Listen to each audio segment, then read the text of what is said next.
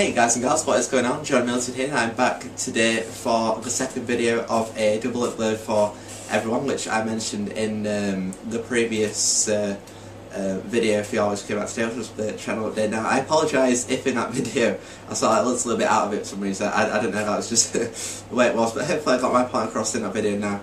I'm actually essentially the second time I'm recording this because, you know, halfway through the last recording my camera stopped and I checked to see why, and it turns out that I've not got any memory left on the camera because I've been recording the videos and not deleting them once I put them onto the computer onto the internet like a clown.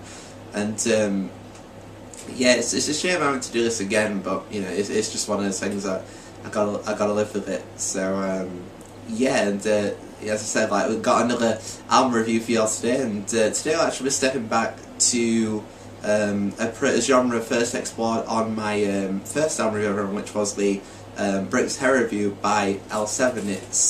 It's exploring again today another band from that sort of like grungy alternative realm.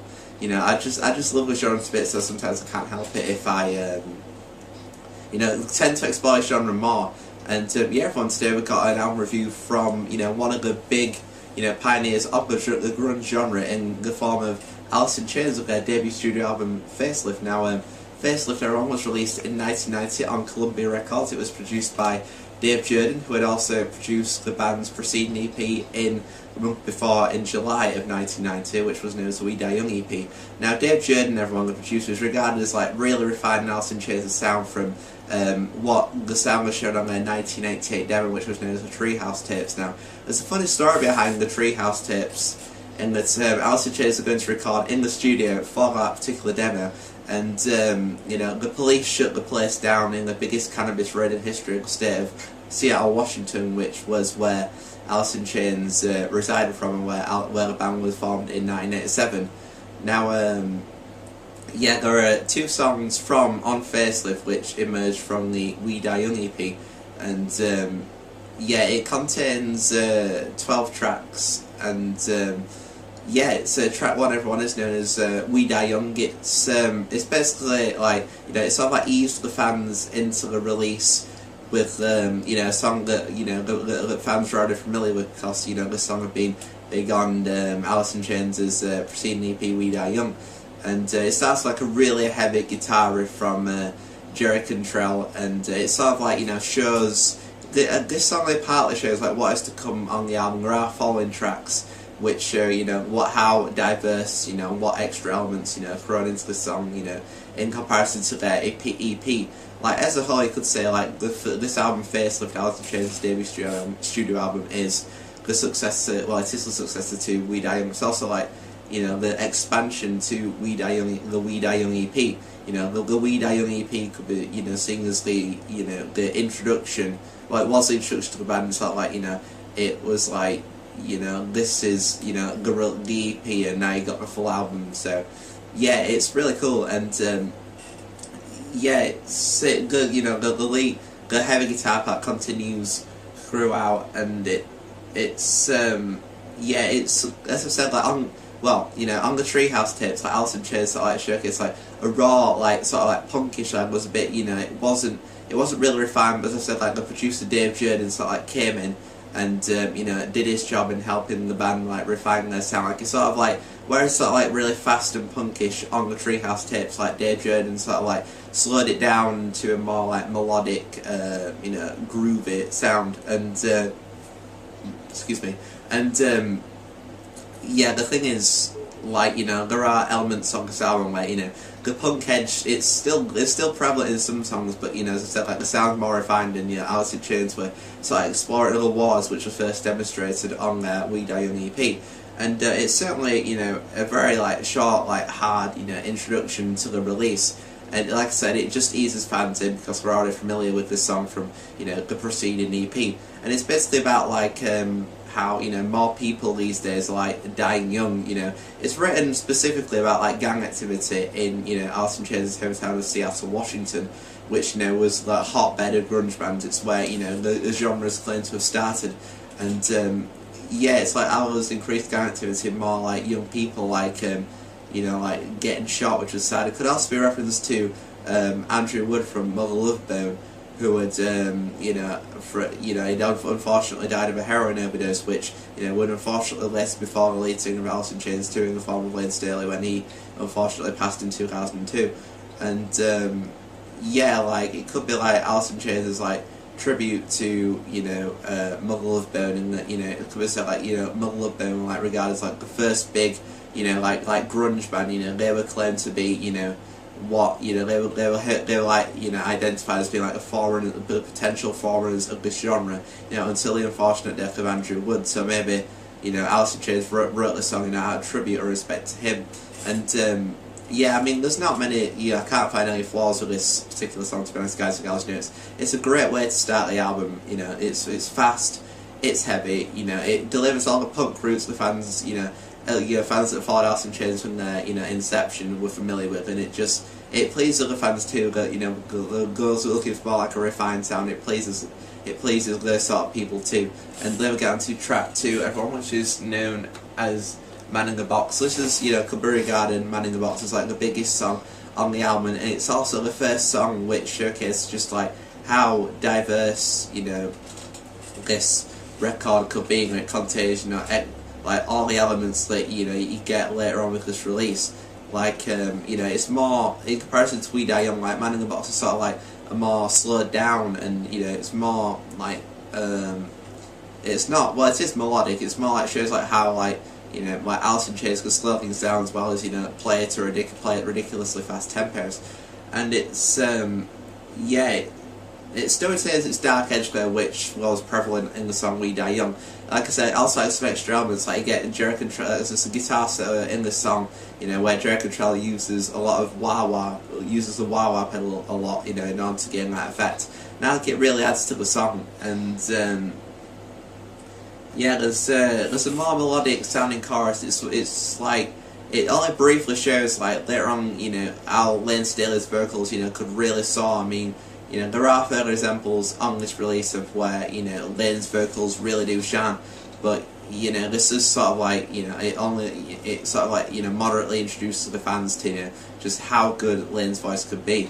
And, yeah, there's also used like a talk box towards the end of the song, similar to the song, Jambi by Tool, or, Living on a Prayer, Bon Jovi, It's My Life, Bon Jovi, Bon Jovi, Peter Frampton, massive instigator of the talk box, yeah, and Jerry Cantrell used it really well in the song. I mean, there's not much, and this song is about, as I said, like, it's a very solid song. I mean, there's not much to criticise about this song, to be honest, as we get further into the album, there'll be sort of like, I'll explain, like, why I feel like some use of the solos of this album are better than, the one demonstrated on Man in the Box. But, when you're listening to this album and where we cover it from, where we're going, it's certainly a great, introductory solo, on this particular release. And, yeah, it's basically like being brought up in an environment where, like, punishments, like the order of the day, and the unfortunate, like, the child doesn't, like, get checked right, and it's sort of like,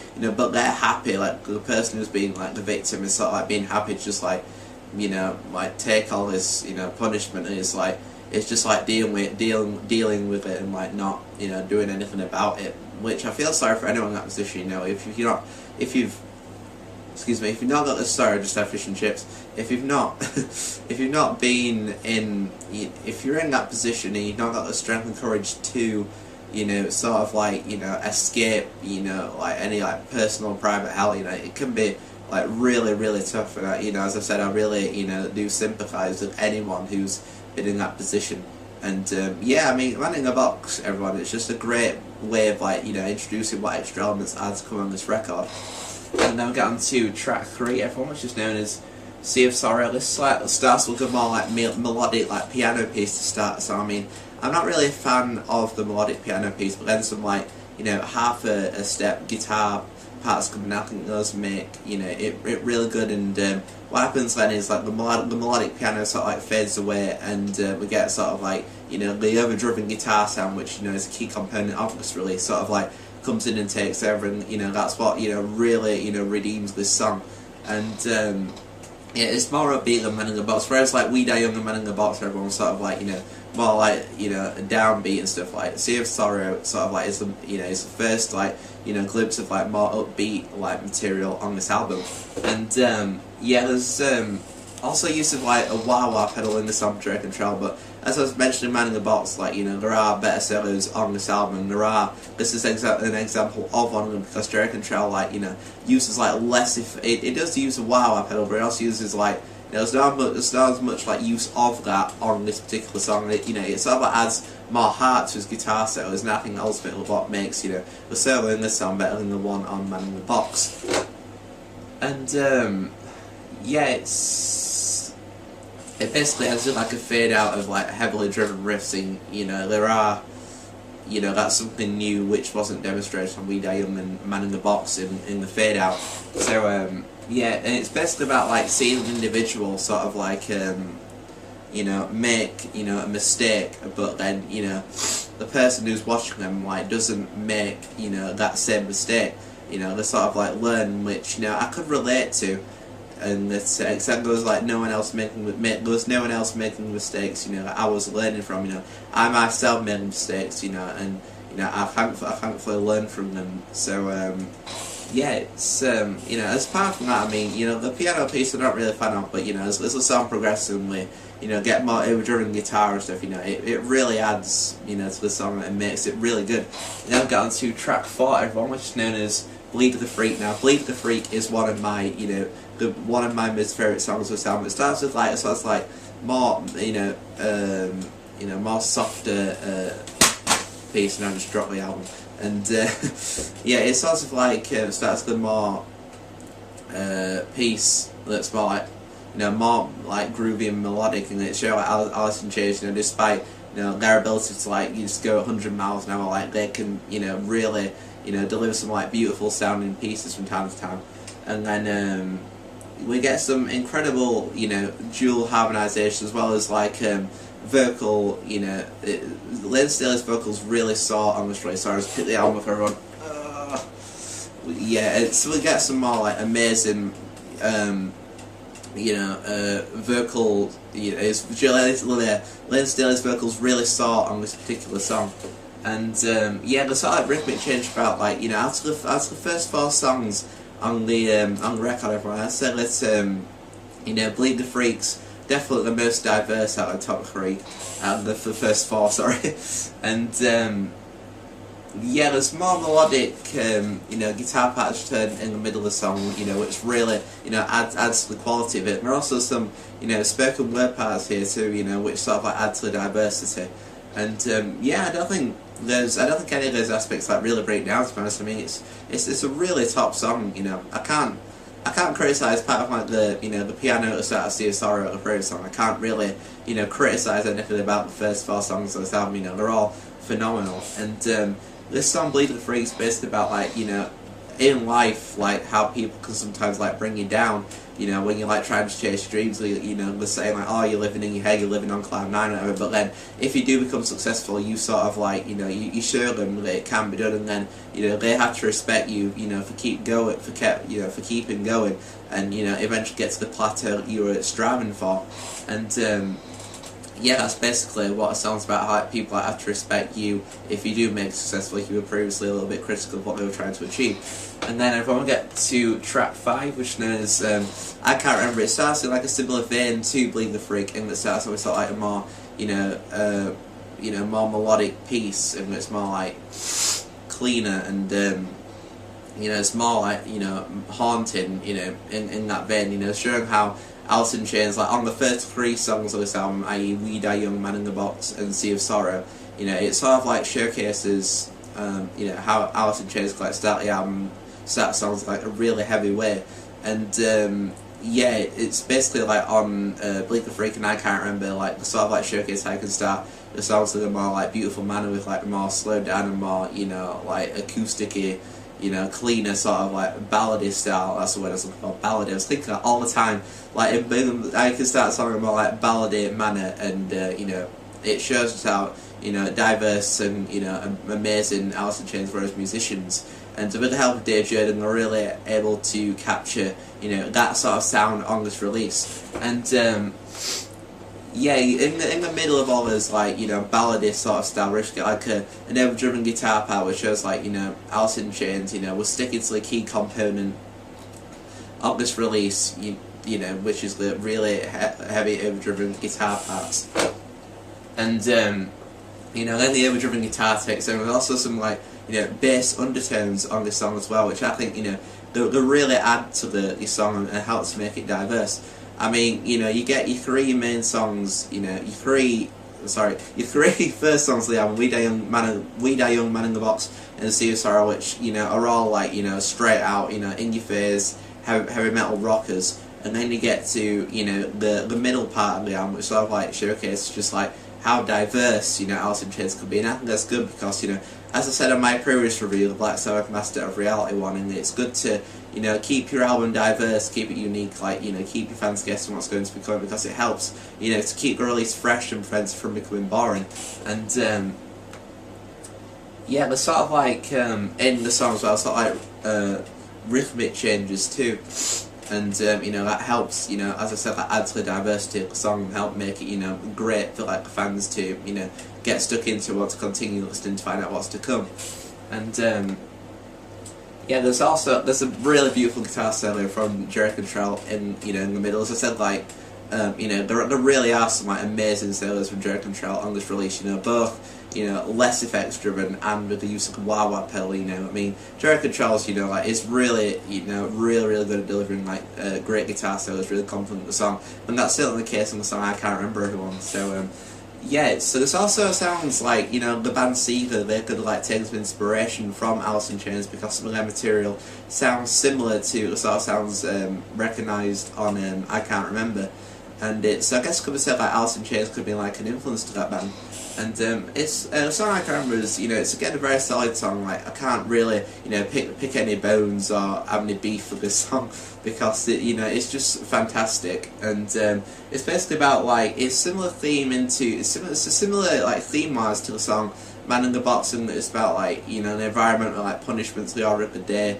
And it's but this time it's not about, like, someone who's just, like, you know, sucking it all in like a sponge, you know, and just, like, you know, it's bringing them down. Well, it does in part, but, you know, with the themes in this song and, you know, that differ from how it was explored in Man in the Box, and that it's sort of like you know, it's about how all this, like, hard times, like, growing up sort of, like, you know, affected them as a child, and, you know, it's sort of like molded them into the person you know, they turn out to be, which is sort of a shame, you know, that it had to happen that way, but it just sort of, like, you know, reflects the dark themes that could be sometimes explored in this release. And now I'm getting to track 6, known as Love, Hate, Love. Now, this is Love, Hate, Love is considered to be sort of like the centerpiece of the album. Like, I was watching a review from another album reviewer on YouTube who is far more successful than me, bless him. He's got like 17,000 subscribers, but he's been doing this for, like, you know, now 3 years. I mean, he used to have a channel before in 2009, which was just called Cover Killer, now it's called Cover Killer Nation.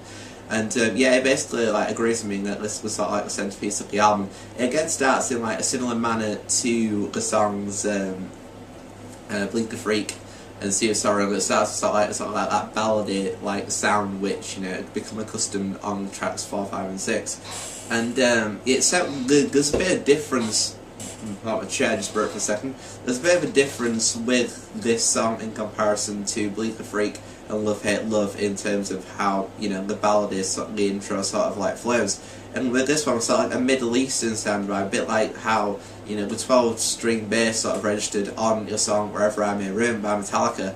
And yeah, I guess it could be said, like, Metallica, you know, maybe could have took, like, you know, the sound from the songs and inspiration for that particular riff, because you know, on Metallica's albums, especially like Load and Reload, there are a lot, well, Load especially, you know, there are a lot of references to, you know, musically, like Alice in Chains. So yeah, it could be like two possible directly, you know, influences to other bands on this release, which could show just how, you know, how classic of an album Facelift is in terms of the developments for other bands as well.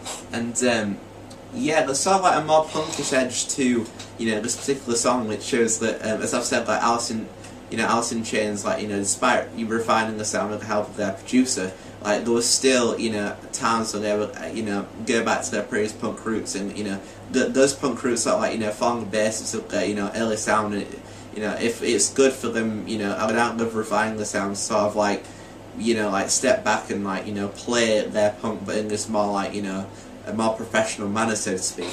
And, yeah, there's also a break in the song where sort of like, all the instruments sort of like slow down and get sort of like the drum cymbals from Sean Kinney, who is the drummer, and sort of like, I guess it could be similar to the song The Grudge by Tool, and you sort of like, you got the drum cymbals, and you got like, the big heavy drum and guitars coming back in, and yeah, it's sort of like the song like comes full circle, which again is another like, adds another diverse element to the release, and the haunting, sort of like ballady tones that open the song sort of like close the song too.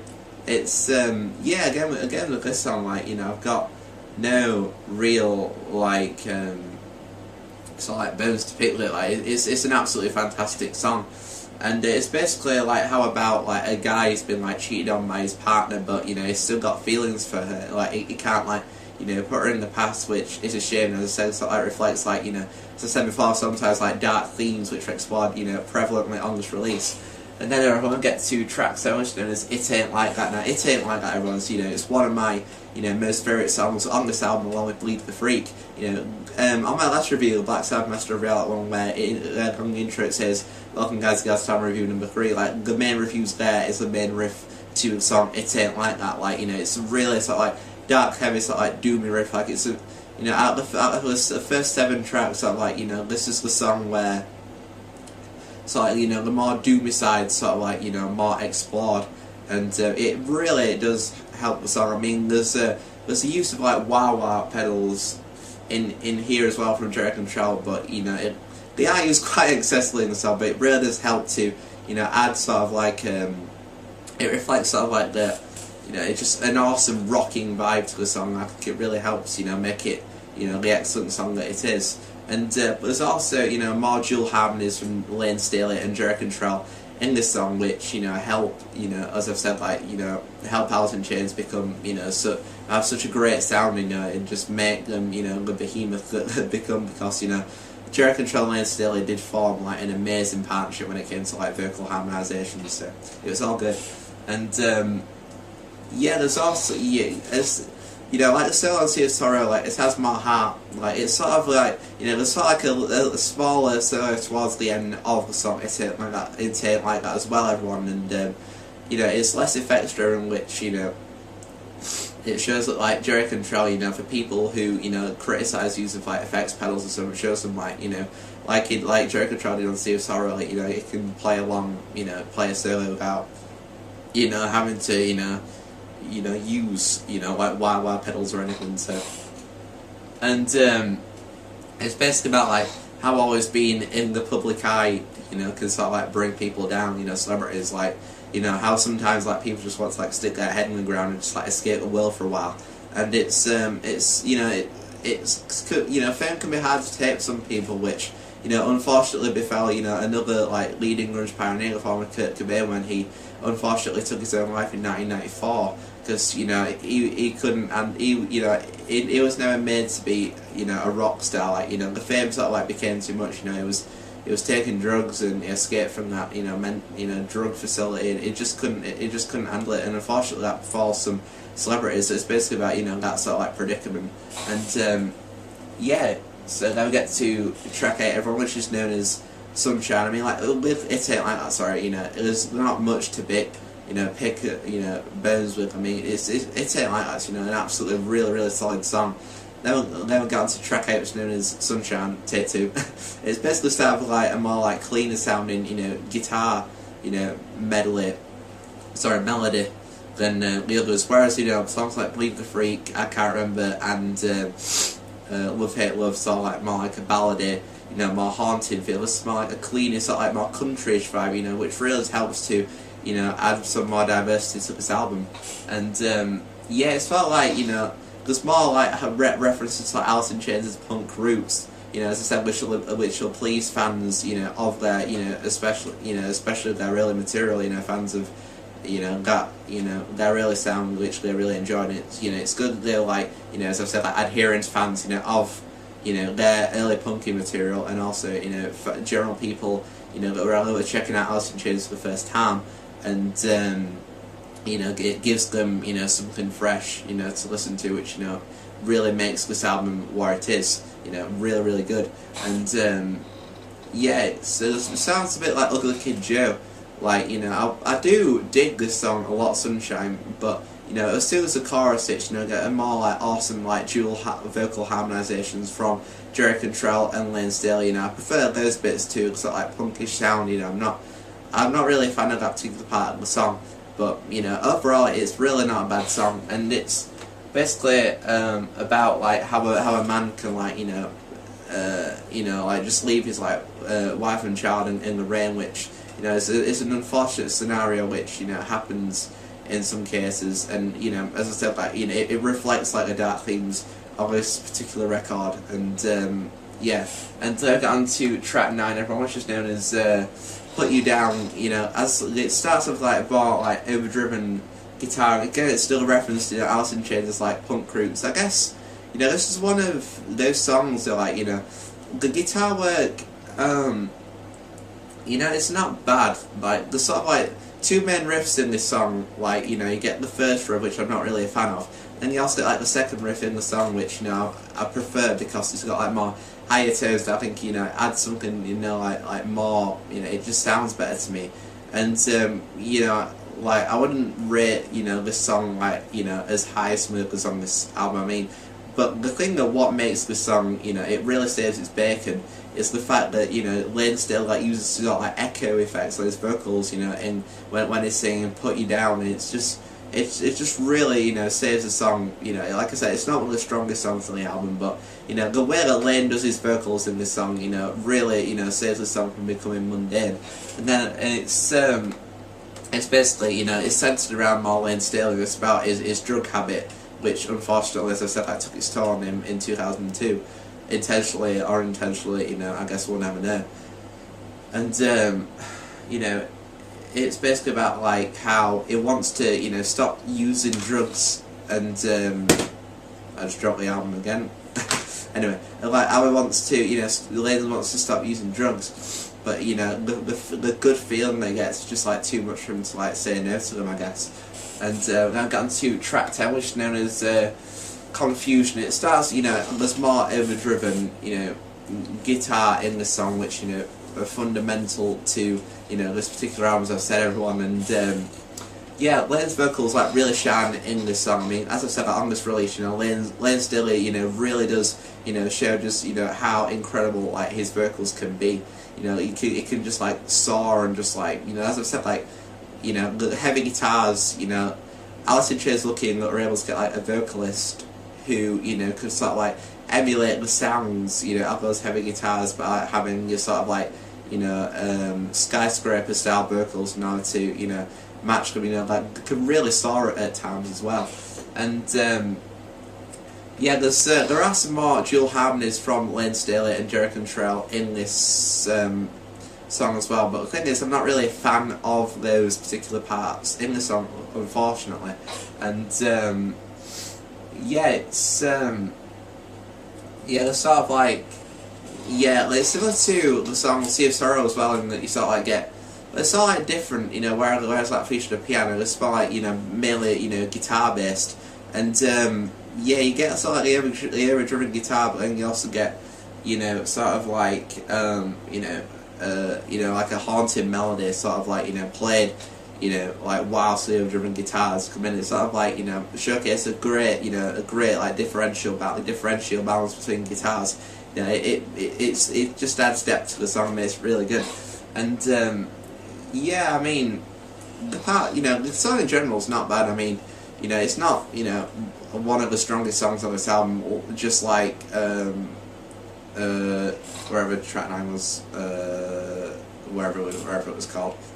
I forget these things. And yeah, so like, apart from the two vocals, I didn't really dig it, but apart from that, like, the song's really good. Confusion, everyone. It's about like how, like, people, You know, it's sort of like, I guess the song Confusion can relate to that. It's about like people who are supposed to love us, but they end up like hurting us, and we end up like, you know, systematically hurting them in return, which is sort of like confusion, and it's sort of like, why did this happen? Sort of like, you know, like how, why, and yeah. So I just found out track 9 was, it's like, it's a bit unprofessional of me. Like, it's Put You Down, of course it is, yeah. Sort of like Put You Down, this song, Confusion. It's sort of like not one of the strongest points on the album, but it's certainly not filler. I mean, there are, you know, those two songs do make the album, you know, really good. There are just some parts in those two songs that, you know, don't really stand out to me personally. No.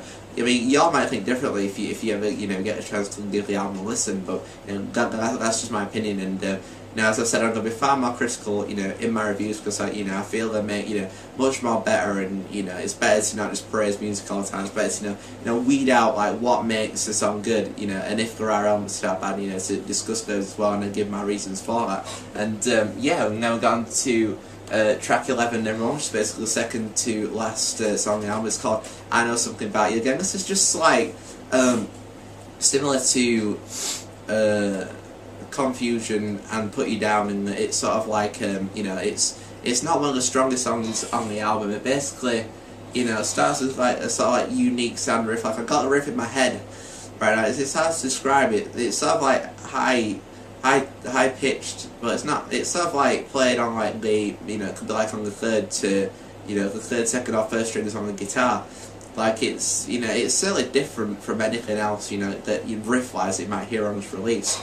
And yeah, it's kind of like the drums enter, and then, you know, you get Lane's vocals, which, you know, it's sort of like different in here. But it's sort of like, it sounds like he's vomiting whilst he makes entrance, and then, you know, we get that same overdriven guitar sound, you know, as I said, which forms, you know, the fundamental basis of this release. But it sort of like doesn't really flow, you know, as well as the other tracks, in my opinion. It's sort of like stop-start. Like, it's not really staccato, and it, you know, it's more like played, but it's sort of like, you know, it doesn't feel like it should, you know, it doesn't really fit into place, in my opinion.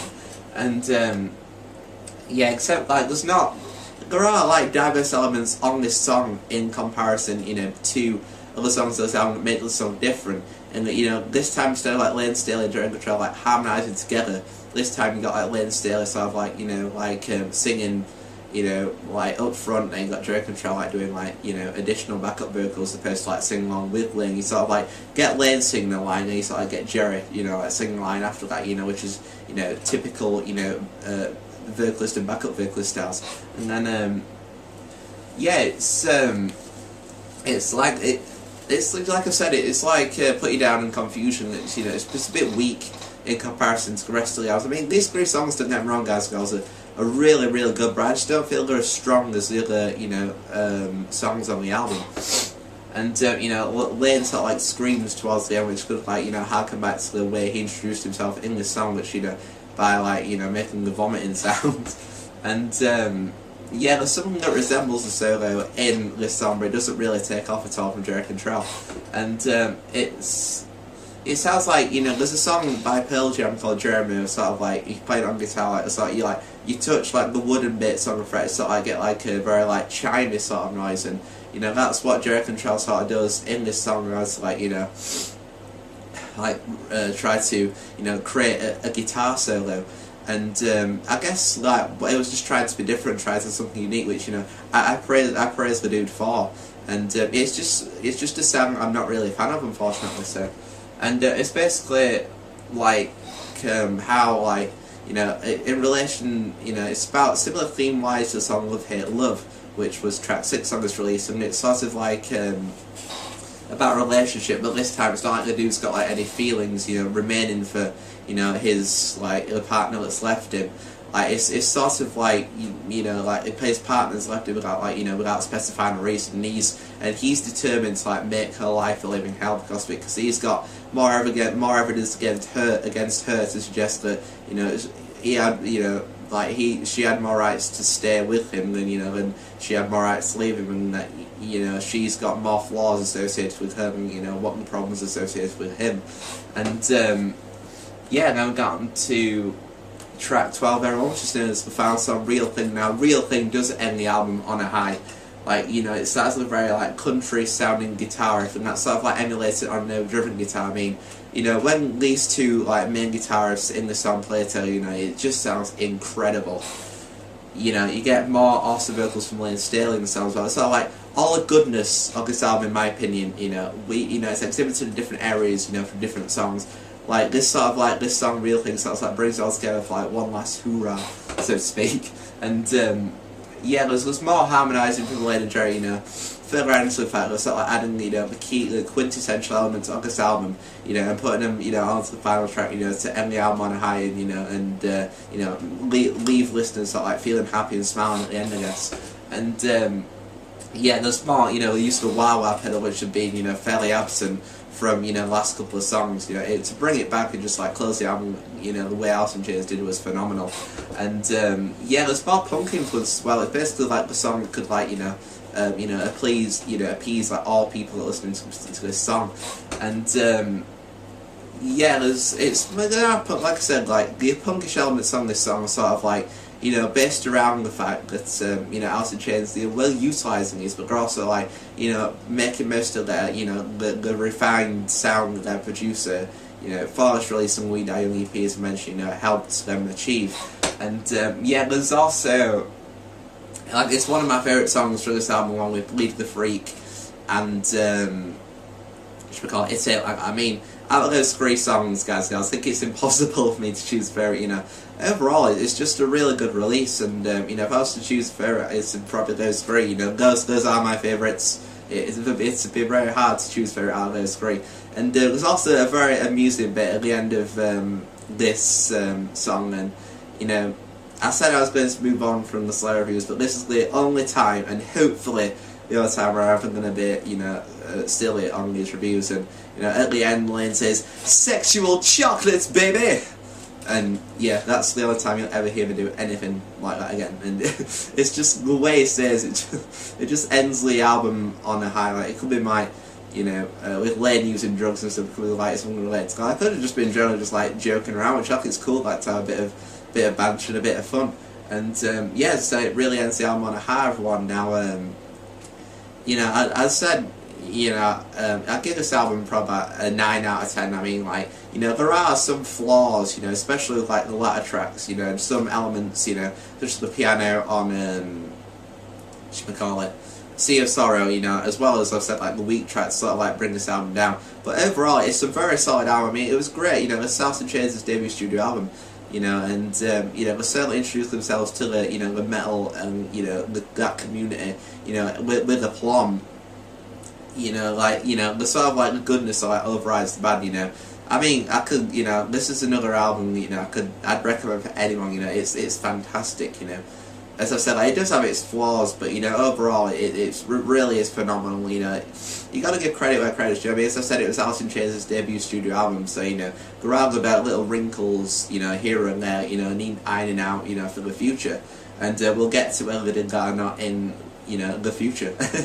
And yeah, as I said, it's just a very good overall album. I mean, it's absolutely fantastic for a debut album, everyone, and yeah, that's where you got to look at it in context. But you know, if this was like, you know, their like second or third album, you know, I'd say the same thing. You know, I'd praise it. I mean, like I said, like good elements, you know, override the bad elements, and yeah, that's what make it add it to make this Facelift a very good, great studio album, everyone. Now, the personnel in this really, it's actually more diverse than the other albums I've covered, in that you get, you know, not only your four members of the band, and that you get Lane Staley on lead vocals, you get Jerry Cantrell on guitars, backing vocals on, you know, us harmonising with Lane Staley, and you know, as I said, like Jerry Cantrell is also responsible for using the talk box on Man in the Box, which, you know, helps that song become diverse and showcase, you know, the different sounds that the band decided to utilise on this release. And they get Mike Starr. I guess the sound was unfortunately like the tale of the fallen heroes, but like they're succeeding on doing it. So you got Lane Staley and Mike Starr, who are both, you know, no longer with us, unfortunately. And yeah, Mike Starr was the bass player at this time, and you know, he also did backing vocals on the song Confusion, you know, which shows, you know, there are other people there to help, you know, Lane and Jerry, you know, harmonised together by, other people chipping in as well to, to make the album unique, a bit like the way L7 did on their album Bricks Heavy. You got like other members of the band involved in the singing process to really add to add depth and an extra element to the release. And then you had like Sean Kinney, who played drums and percussionist, additional backing vocals like L7 style. And he also played the piano on Sea of Sorrow as well, which is sort of like how, harking back to my first room, that, Tony Iommi sort of did the same, with the flute and the piano on the song Solitude on that release. It's cool. And also, it's different from the other albums I reviewed, and get like an additional, pardon me, guy in as well, doing additional vocals. I hope that hasn't ruined the review too much, sorry. And then you get a guy called Kevin Shussin, who does additional backing vocals on this album as a whole. Now everyone, I shall show you the artwork, hopefully if it's still intact. I've got to drop the CD twice. And yeah, on the front you sort of like a distorted image of sort of like a clown or something. It's sort of like a very eerie, face. It's sort of like Some Alice in Chains up sort of like the dark themes, and the depravity it could be, it is explored in parts on this release. And then we get it's very psychedelic and trippy. It's sort of like, let's say when you take psychedelic drugs, you sort of see different colours, if you've been using them for a while, you become more experienced. I guess that could be a visual representation of that trip in a way. This dude's it's not really intrigued by colours, it's more scared of them, I guess. And then that you see the band members sort of encased bondage or something. It's really strange, it really has the urinaceous out. And we see the track listing, on the back it's written in white writing, similar to Master Reality by Black Sabbath. I mean, the artwork on this album, is the most colourful and psychedelic album that I've played so far in this new series. And then we open the album for everyone. We see the disc, which is sort of silver. It has the track listing on and the record label and everything. We see the sort of the artwork again, and the clown or the dude, sort of it's heavy psychedelic trip, I guess, and taking drugs. Obviously, sort of the band members laid out on a beach, which sort of reflects I like to call the 0.5% guitar tune. Everyone sort of the sunshine sound in it. It's sort of reflective, a sunny day, looking up to the sky. It's just it's perfect, and I guess. And Alice in Chains, I think utilise 0.5% down guitar on this album. I guess this pitch could reflect that. I believe I was just reflect on days from drugs, but I very much doubt that's the case. And we step inside. It's basically one big booklet, and it's you get the lyrics on one side, just completely covering my face. And yeah, the booklet in this style similar to Metallica's the Black Album, when we finally get to reviewing that. Everyone it's very separated into parts. It's basically just one page of everything just summed up into one. Which if somebody decides to go that way, then that's just the way it is. But yeah, everyone, hope you've all enjoyed this review of Facelift by Alice in Chains. Now, I actually managed to get through this, recording it the second time. When that camera turned off initially, I was extremely annoyed, about having to do this for the second time. But thankfully, it's all turned out all okay, I think.